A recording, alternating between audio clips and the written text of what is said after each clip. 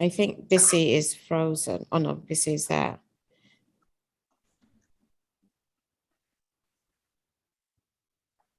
Bissy, Please are you just still give me, there or are you frozen? I'm sorry, I'm moving. just give me a minute. Okay, I'm going to mute you, Bissy. Babe.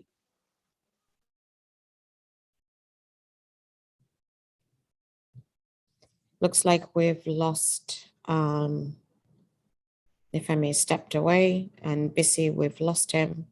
So Dune, you might want to pause for a moment. Hopefully you're there.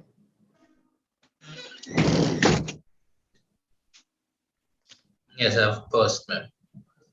Okay. Sorry, If I may, just took the if I lights. may, we just need to give Bissy a moment because we've lost him. His internet, the network was poor. So let me try and get in touch with him.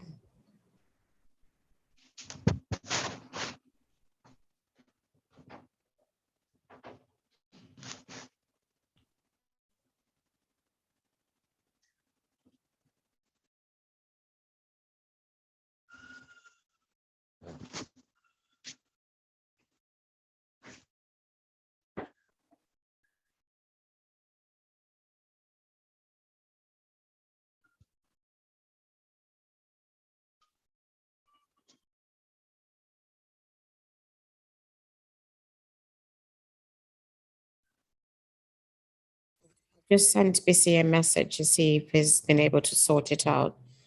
So let's give him a moment. Malvina, how are you? Right, this is just responded that he's coming in again. So I need to just, what Dune is here to pay attention and let him through.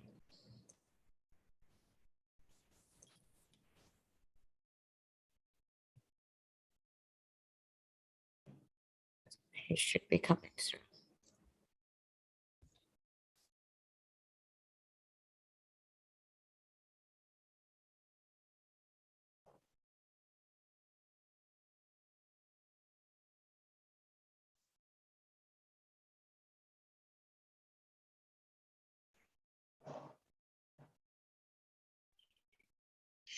Can you,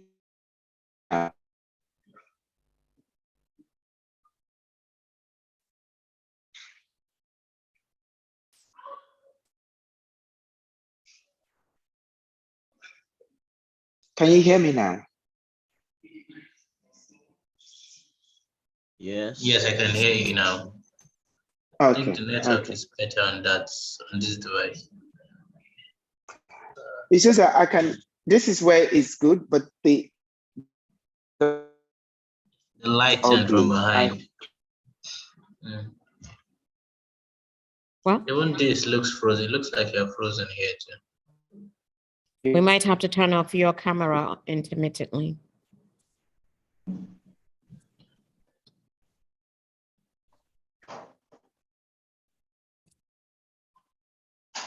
This, if you can hear us, turn off your camera for just a bit and see.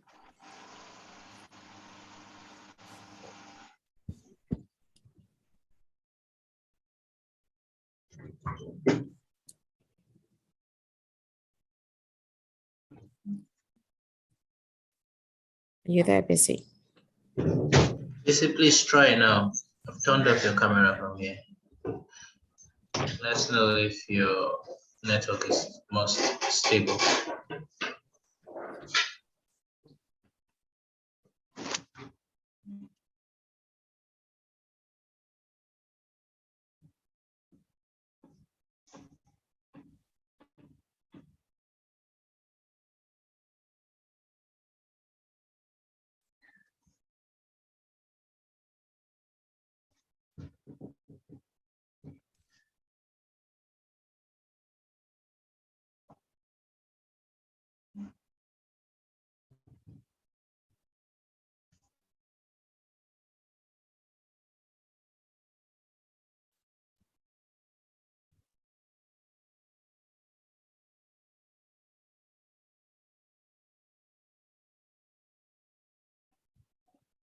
think we lost Bissy again.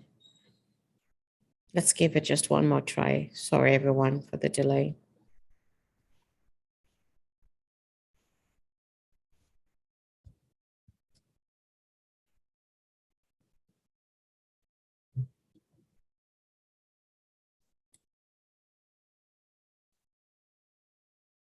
Vina, are you on 2 devices? Because I just see your name twice.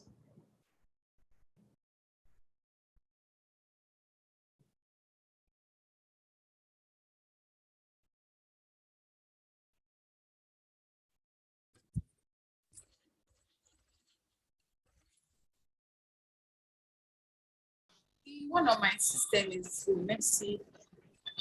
Let me see you as you saw. And then I can hear with the system. Melvina, should we Okay. disconnect one of your devices? Yeah, because of the feedback we're getting.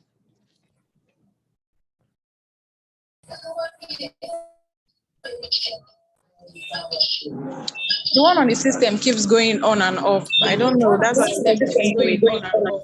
I don't know. You need to stay. You need to stay on the most stable one because 2 devices close to each other will cause feedback.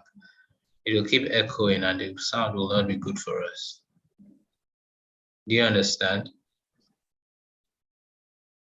All right, I'll go with this one then. All right. Yeah.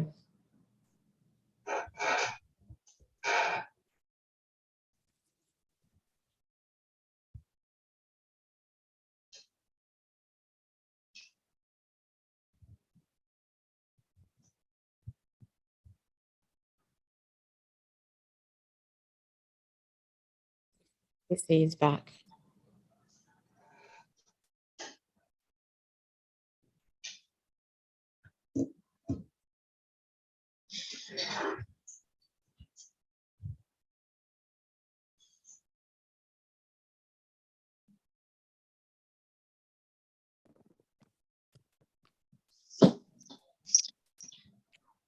Welcome back, BC.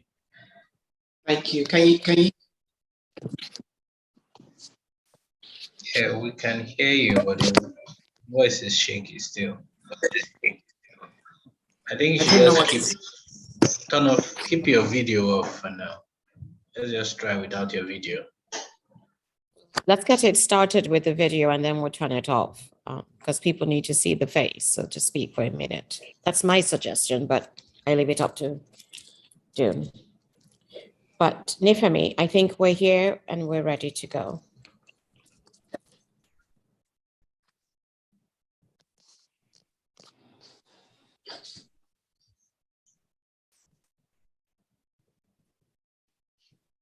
Hello, everyone. Happy new month, and thank you for joining the Thinking Reimagined broadcast. Breaking the bias is the theme for the International Women's Day in the month of March. And on this episode, we're looking at that concept, perhaps beyond just the women folk.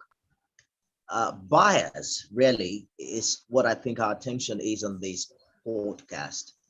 And you look around and find out that it would appear that everyone may have had a bias or the other. And we do sometimes make decisions based on that snap judgment to perhaps aid in making quicker decisions. And if you're not careful, you'll find that this prejudice or inclination usually do affect how we understand and treat people. How do we begin to deal with this tendency and make the world a better place? Dr. Amma BC Alimi joined me on this one. Thank you so much for finding time to come.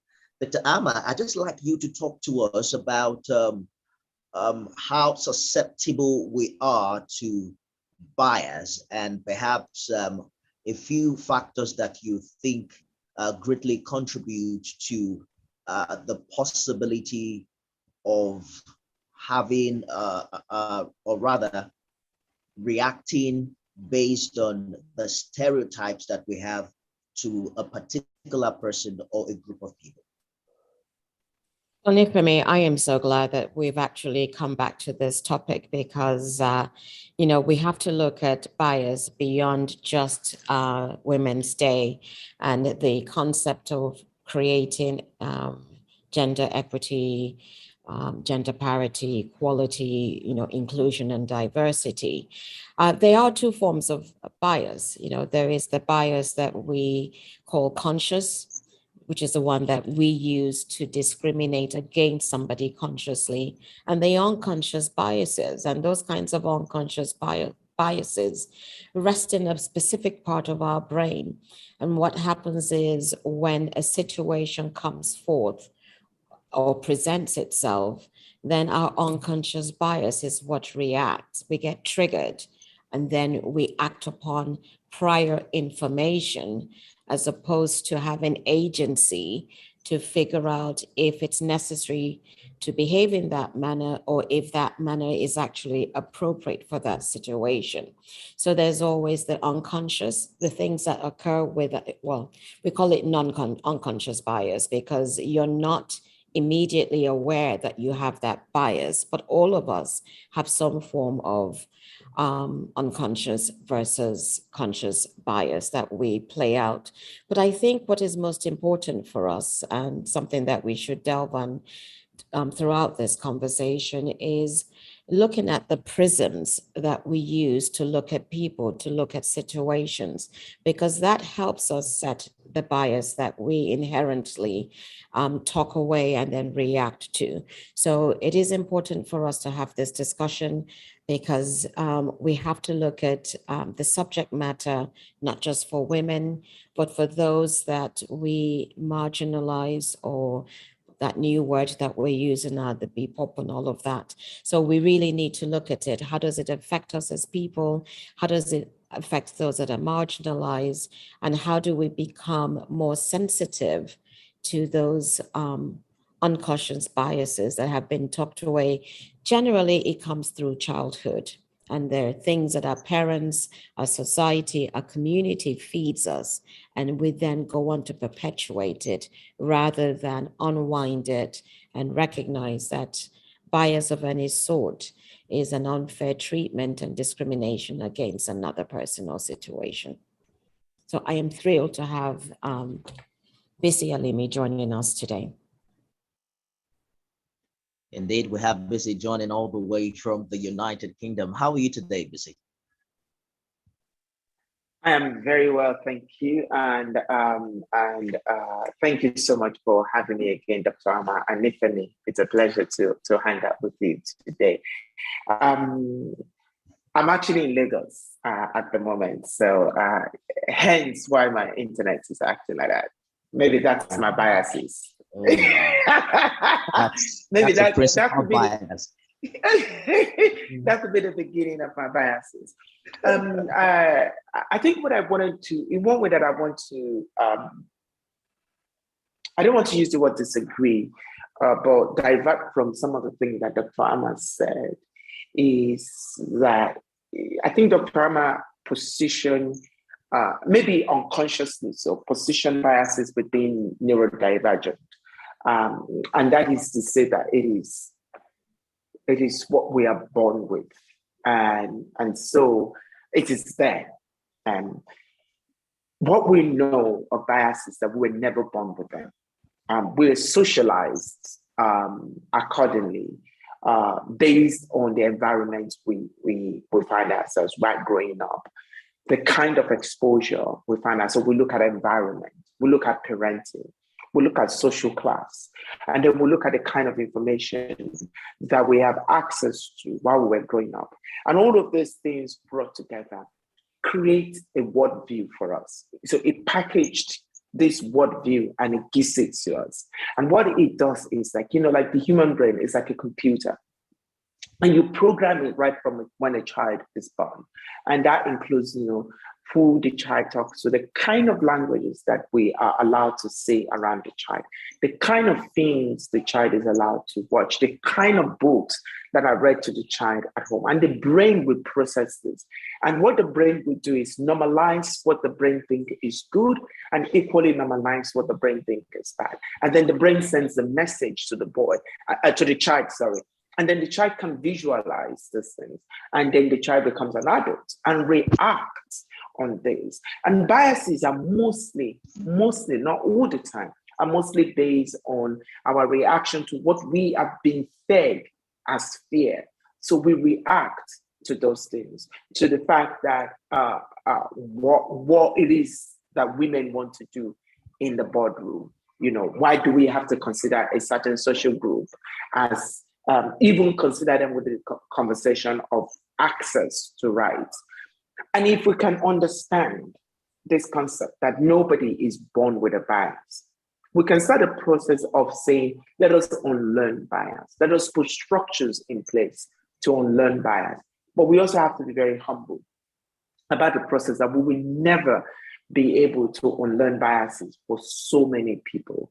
And even the one that we will not be able to really unlearn will be the one that Dr. Amar called the unconscious bias. Because most times, everybody in this world has an unconscious bias. And you have to be in a moment of awareness for you to understand when you tipped over into that area. You know, I always share an example which led me to writing a piece on why men cannot be feminists. And the reason why I argue fervently so that men cannot be feminists is that no man can unlearn completely their unconscious bias. And because you cannot completely learn and unlearn and relearn your unconscious bias when it's come to the right of women, I don't think any man is deserving to now say, oh, I am a feminist. Men should see themselves as being on a journey to feminism, which makes them ally of issues that affect women. And this was from a personal experience of me walking into a gym and wanting to get a gym instructor. And a female gym instructor walked up to me and said, hey, I can be your gym instructor.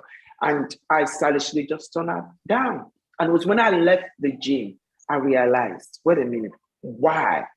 I did that because she's a woman, right, in a male-dominated job. And I felt that I cannot be seen as a man being, trained and pushed around in the gym by a woman, that all other men will laugh at me, will make fun of me. But there is an unintended consequences to that bias. She will not have access to pay because I'm denying her access to financial liberation. She's more likely to end up earning less than the men that are in the gym that everybody will go to, because we know men are most likely to be our gym users because also of the violence that happens within the gym sector. So when I started unpacking all of these things, I realized that even myself, that I flunked my feminism card, I am contributing to the issues that affect women greatly. And I had to relearn that conscious bias that I expressed at that moment. And I know many have passed me by that I'm not even aware of.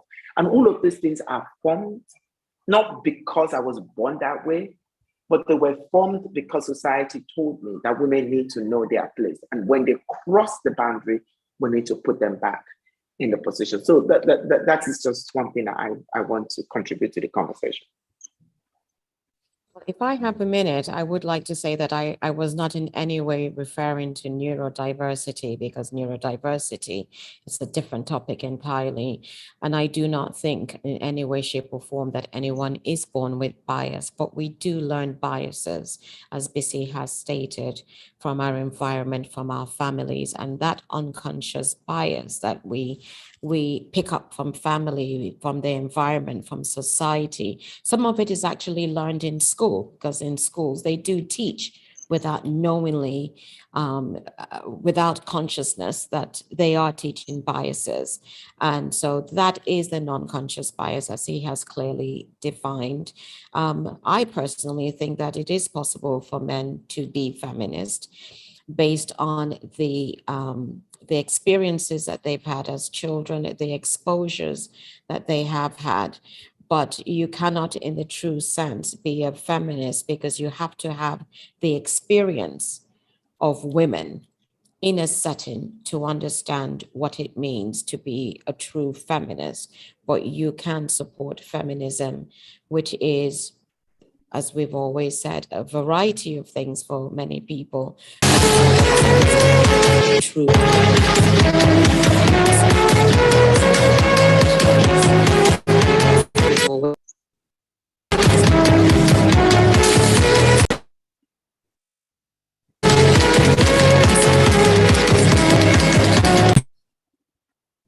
Do you want to remove that person? Sorry about that, everyone. Did we not have security in place so that people can come in? Well, let's carry on. We won't be letting anybody in unless we can verify their identity. Sorry about that. Okay, Nifemi, are you still there? I'm right here. I think I'm still shocked by that intruder. Dr. Hammer, can you go ahead? I think you were saying you were trying to drive home a point. Yes, the point I was trying to drive in is, I think I was talking about being a feminist and the spectrum of feminism. But one of the things that is very important is feminism is not about women trying to be men, because that comes up very frequently in descriptions and discussions. Feminism is about women seeking equity and equality and a sense of belonging in a diverse and inclusive society. Absolutely. So the conversation is about how can we unlearn certain biases that we have picked up growing up. However, I'm concerned about the overlapping dimension of this concept. Many of the things we hold to be truth are born out of certain experiences we've had culturally, religiously, and there are quite a number of other concepts that determine what we consider to be true and what we consider to be right. So it's one thing, for instance, to worry about the inequality in the world, particularly when it comes to bias against women. It's another thing entirely to speak to a man who holds certain religious truth or certain religious concerns or positions to be true as regards who is ahead or who has control. I like us to speak to the right and wrong dimensions of this concept, because it is one thing for us to speak in this regard. It's another thing entirely for people who have these different biases to consider this concept to be true, or rather to be right. I hope I haven't confused everyone.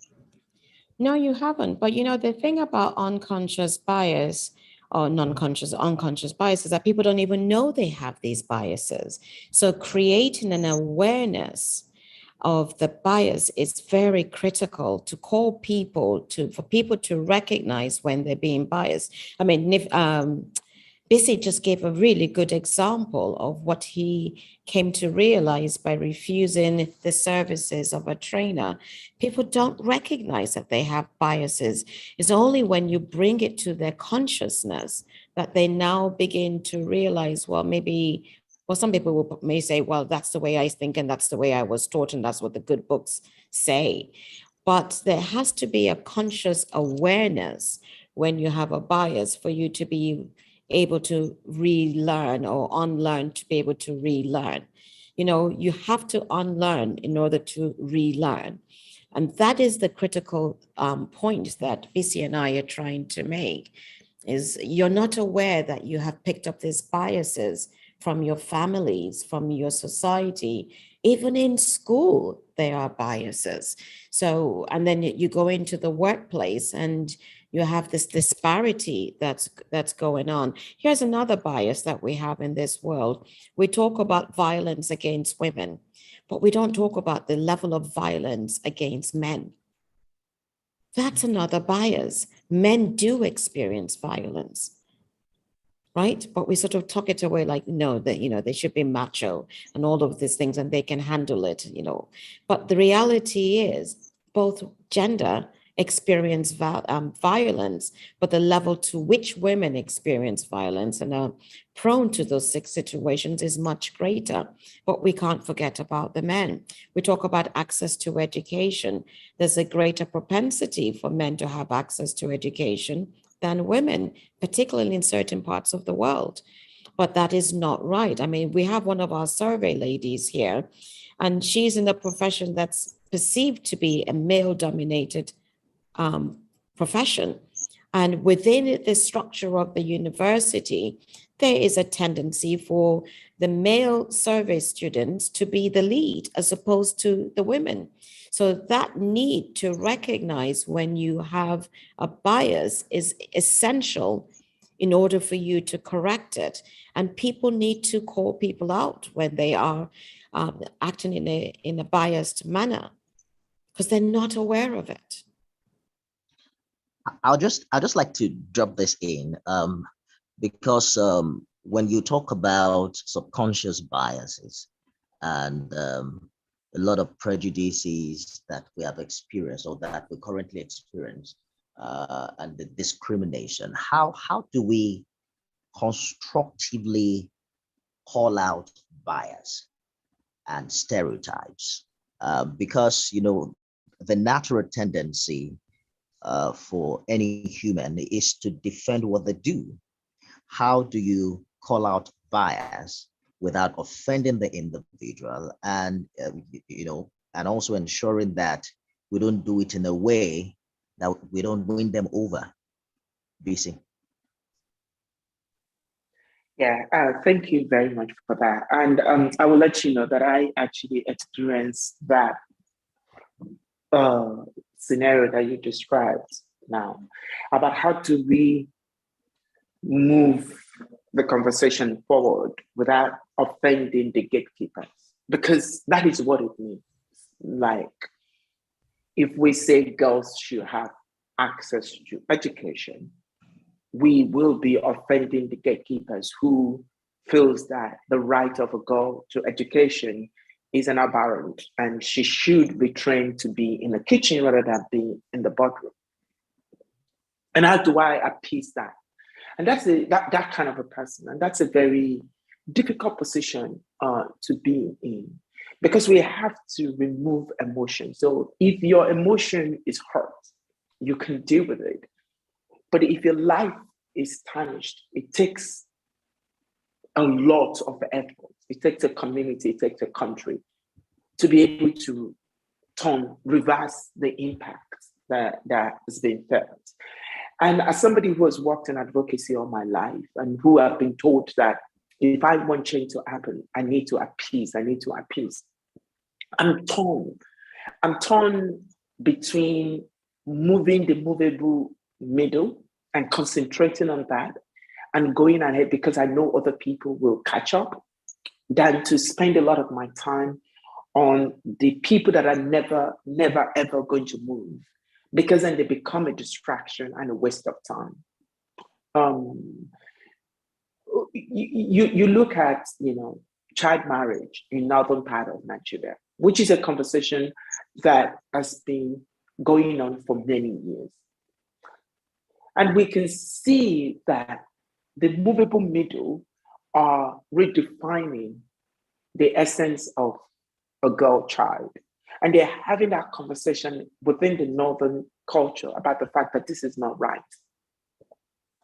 And it's because this movable middle were easily identified and they were supported, and they were made aware of the implication of a girl not having access to education, what it means for her, what it means for our family, what it means for our community, and what it means for the nation. And those factors are extremely important. Now, the unfortunate thing is, no matter how much you try to move the people that are not going to move, they're never going to move. And what I have seen, and the argument that I have seen over time, is that the people that don't want to get things done keep telling the people that want to get things done to keep talking to the people that really are not bothered by the situation.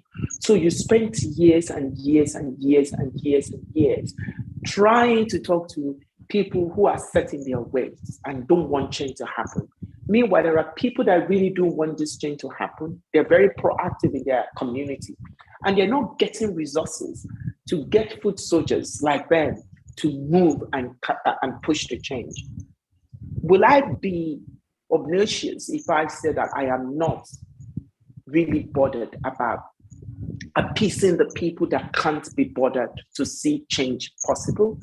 To a lot of people will say, oh yeah, you see, that is the arrogance that comes from it. But I do understand that. And we can talk about that even within the conversation of race in the UK where I live. There are people that are never going to change in their racism. And trying to spend a lot, I can remember, for example, Channel 4 did a documentary with this guy who was called Tommy Robbins, so racist. And they put him together with a Muslim group, and he was supposed to go to their house and spend a week with them. And the whole idea behind it is that if he spent a week with them, maybe, just maybe, he will change, right? He spent a week with them, he went back to his life. The knowledge that he gained during that 1 week, he used it to his own advantage to recruit foot soldiers who are extremely anti-Islam, who were able to push the UK government to become even more anti-Islam. So, but there are a group of people who are in the middle, who are confused, like Dr. Amma talked about, who had this unconscious bias, but are also willing and ready to unlearn it, but do not have access to those opportunities that the right wing, that's being given to the right wing, with the hope that we can change them. And I'm just a little bit conscious about how much energy we spend on people we think we don't want to offend, and people we think might change, rather on people that we know will change, and people that needs to be offended because they understand in that offense lies the beginning of their reformation. I don't think there's a problem in offending people, because this is the point. The people whose lives are at risk have no choice. And you're offending, or you being offended, is just an emotion. You can get over it. But our lives at the other end of me not wanting to offend people, that has a larger impact on the society and on the world at large. And I'm not sure if my thought process is very clear. I just want to quickly follow up, BC, with a rather rhetorical question as regards, do we have an idea of the percentage of these people and how critical a stakeholder they are in striking the balance that we need to move our community or our society to that desired pedestal where people can, act in such a way that would improve equity across board, if you understand what I'm saying. So, yeah, which group are you talking about? The movable middle? Yes, these individuals that you are concerned that they're likely not going to change, whether you appease them or not. I mean, it's not about how many they are. It's about how loud and how influential they are, and that is the issue that I have. They are all in our boardrooms all over here in Nigeria.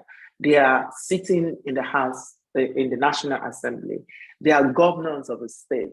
They are imams and pastors of places.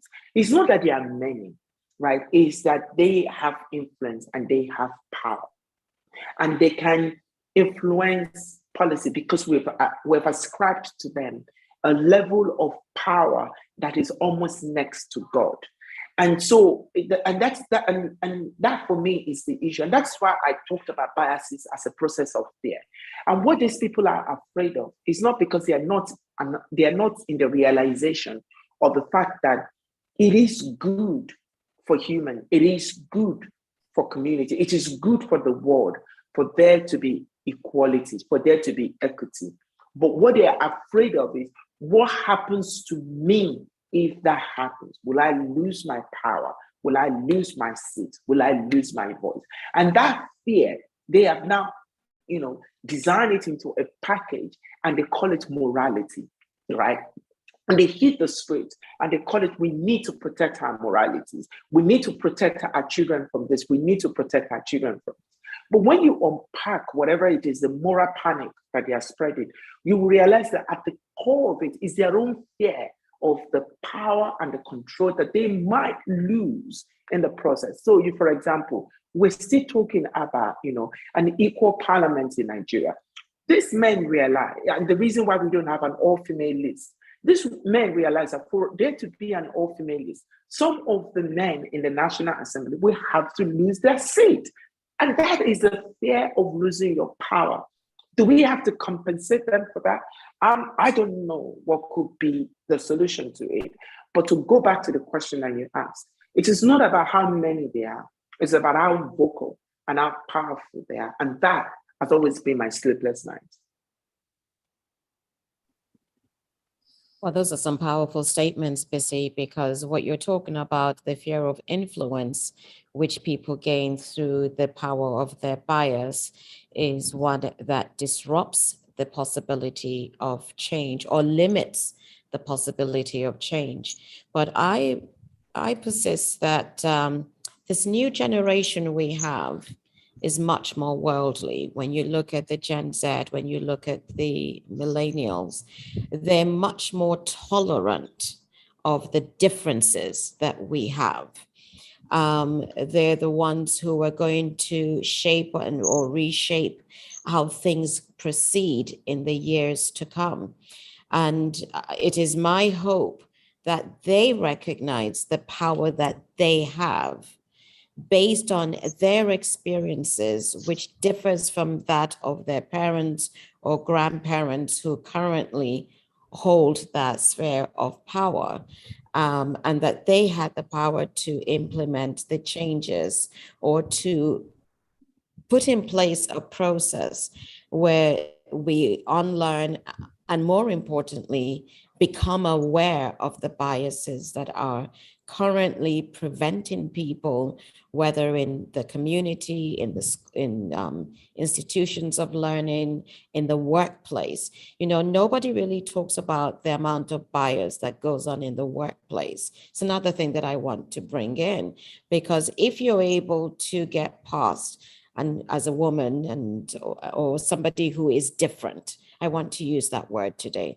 someone who is different, and you get into the workplace, the biases that you experience can make your work experience unpleasant based on whomever is sitting at the top and what their perception of how you should be, how you should behave, or what they think you're entitled to.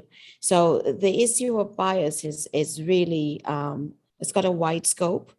And I really want us to begin to encourage people to look at it from the prism where we recognize when the perception we're using, the prism that we're using to see another individual or to see another situation is very limited, because it allows us to recognize when we have limited ourselves from the possibility of having another interaction, which can help us to grow and to be a more sustainable world overall.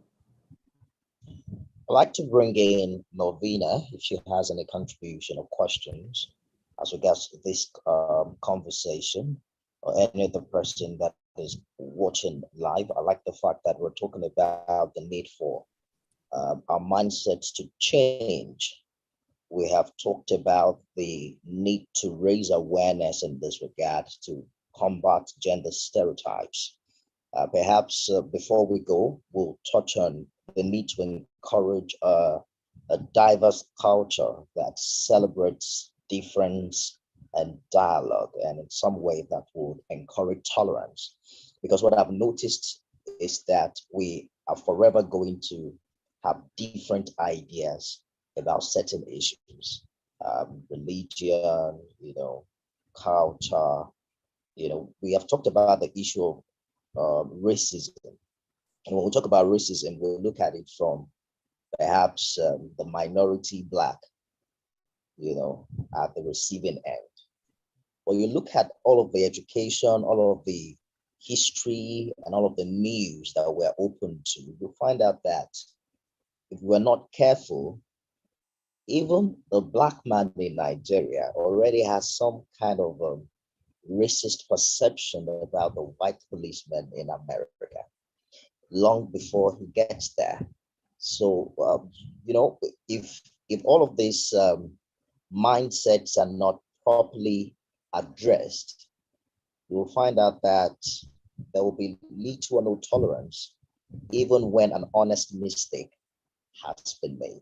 Melvina, do you have a question or a contribution to make?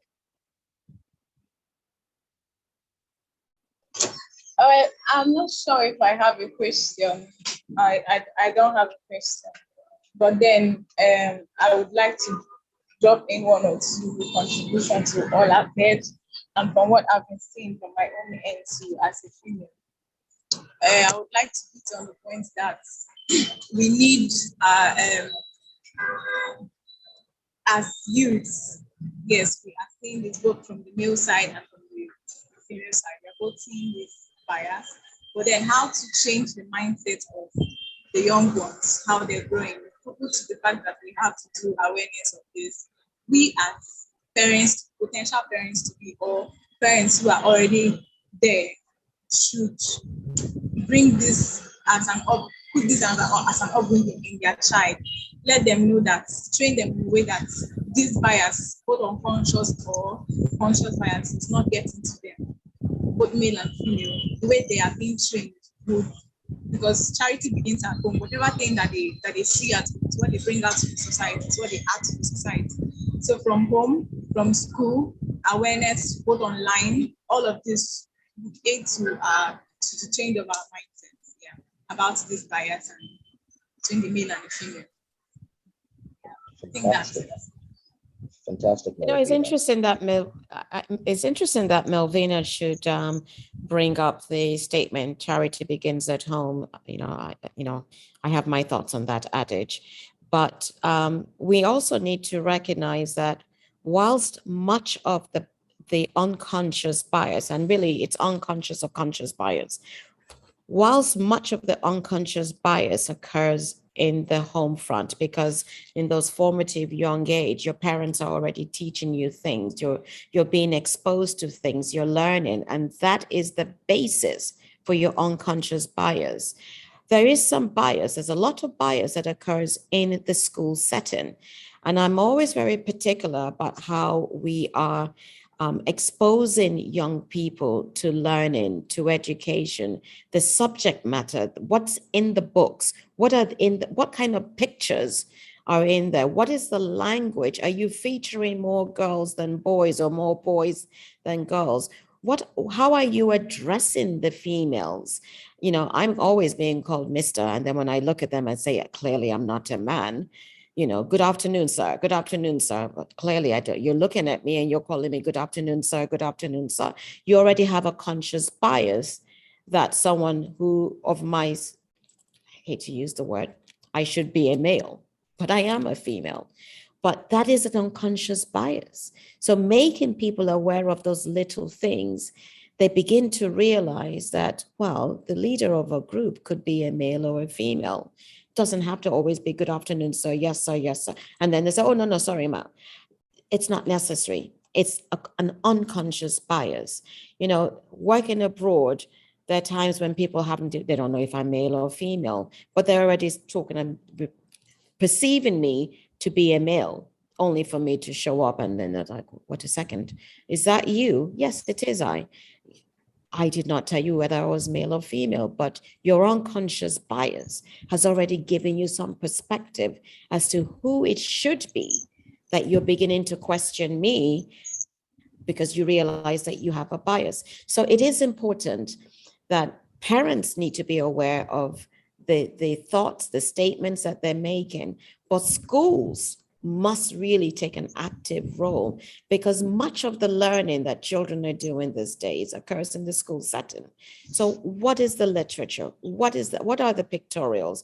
What is the content? You know, everyone is being addressed as chairman. Well, no, it can't be. If there's a woman, then it can't be a chairman. There needs to be a conscious change in the language as well, and that will make a difference. So We need to unlearn, definitely, but we also need to relearn. But awareness and perception. And I am like busy. I have absolutely no trouble calling people to carpet when necessary, when they have a bias. It is necessary. It's the only way you become aware and then make that change. But I'm certainly, like busy, not going to spend my energy on those who are not going to change. I want to work with those who have the propensity to change, who have an open mind to recognize that they do have biases, and those biases are limiting them in how they perceive others, how they interact and connect with others. And ultimately, that hinders us as we try to develop as human beings. Wrapping up now, I just like Busy to speak to perhaps how we can build capacity for tolerance. People with biases are not necessarily bad people. They're just victim of experiences. And like Malvina said, victim of what they learn growing up. If you are parented by someone who has terrible character and behavior, you're likely going to pick one or two of that, unconsciously. But like Dr. Amma said, there are individuals who are willing to learn and who are willing to change their mindset. As someone who's been a victim of these biases yourself, how do you think we can build capacity to be able to acknowledge that we're not the only people in the world? There are many other people with different perceptions, with different beliefs, and live with them and also understand them. Yeah, thank you very much for that, because I think that solution-based discussion is much more powerful. We know what the problems are, and I think what we need to do is just seeing or discussing what and how can we intervene and do something differently. I think, one of the things that I normally do when I do training around unconscious bias is to understand that everybody is a perpetrator of bias and everybody is a victim of bias. And the moment you create that awareness for people, something unlocks in our brain. Because we always think that the minority group are the victim and the majority group are the perpetrator. And when Dr. Alma started, she hinted at some of those biases that are creating a lot of problem for so many people. The idea of the definition of masculinity, for example, and the pressure that puts on men to say that I have to express my masculinity in a particular way. Many of us don't know and don't think that that is bias. Because if you shift away from the expectation of masculinity, you will be punished by the society for it. So every man gets into a performative role, and performing 24/7 can be draining. It's just like a power bank. If you have a power bank on for 24 hours, it will drain, right? You need to recharge it, and it needs to be authentic. So those are kind of biases that we need to recognize. And one of the ways that we can do that is to start connecting the dots of biases, right? Because they are in silos, they operate in isolation. And when we are able to say that, this thing I'm doing has a possibly negative ripple effect on the people that are around me. And then I become conscious of that, because what they are doing has a negative ripple effect on me. So they become conscious of that.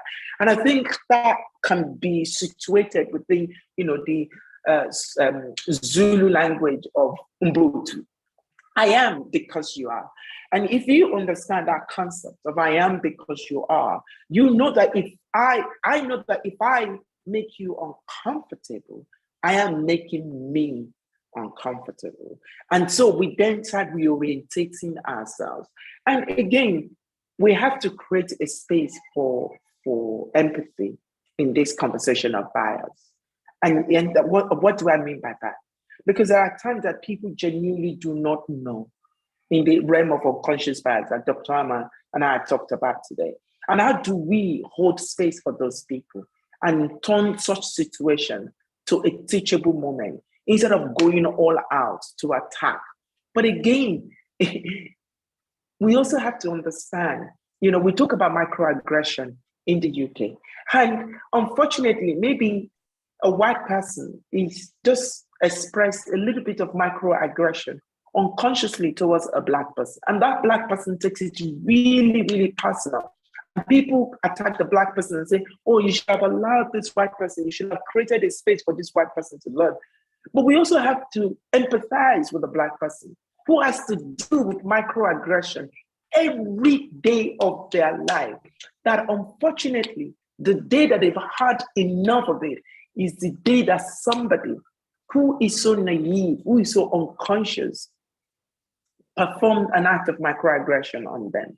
And then we don't create a space to understand where both parties are coming from. So I think we need, like I said, to learn what unconscious biases are.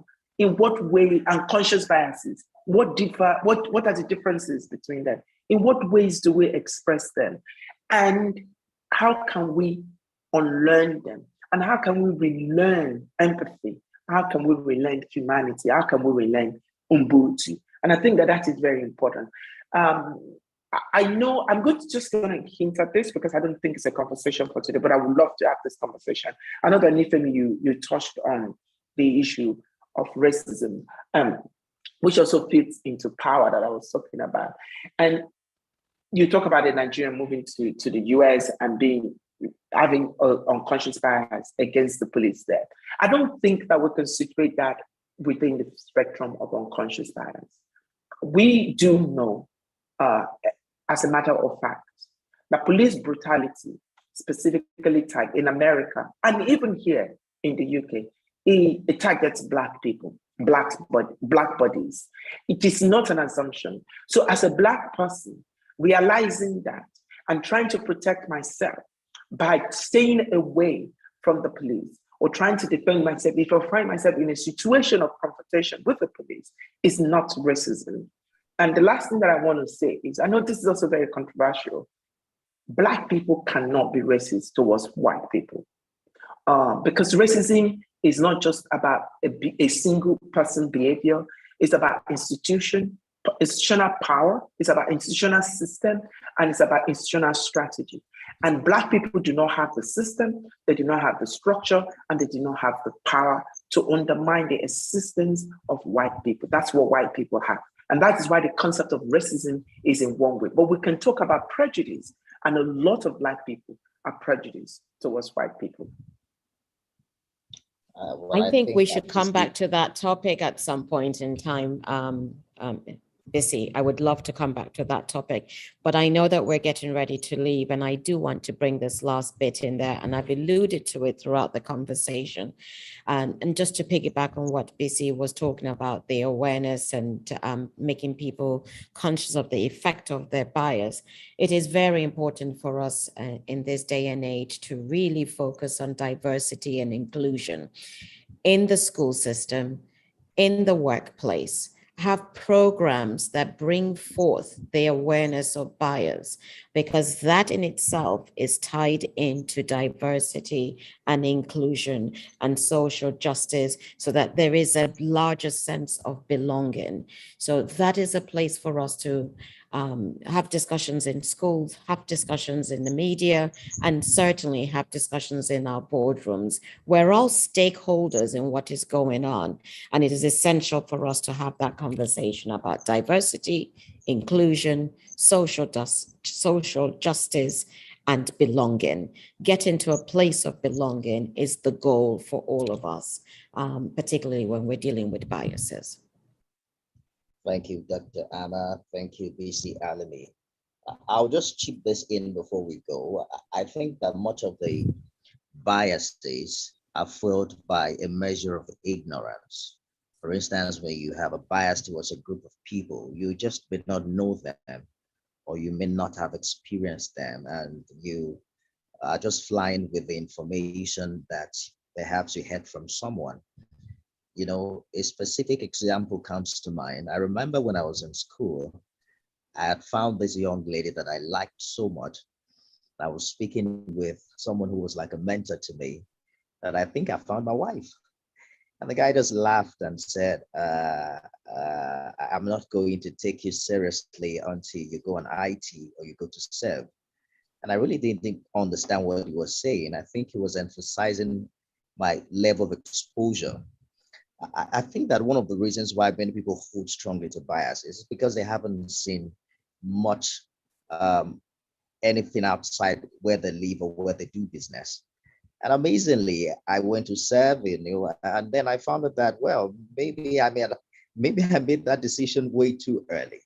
So I'm thinking that perhaps one of the ways we can break this bias is also to, educate our minds, expose our minds to different world views. I mean, there is no one way to see the world. There is just no one way to see the world. And that's what has been fueling terrorism and, many of these violence that we have recorded over the years. There are just certain people who have refused to open up their minds to alternative realities and to the multiplicity of opinions that rule this world. I want to thank you very kindly, Dr. Ama, for sharing your thoughts on this broadcast. Thank you, BC Alimi, for coming. By the way, BC said that Blacks cannot be racist towards white.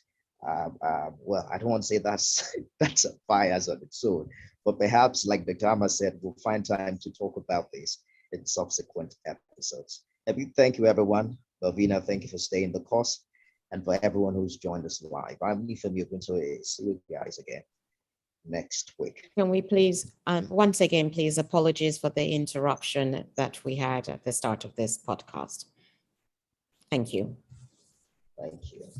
Equally so, I'm sorry. You're welcome. Thank you. Bye. Bye-bye.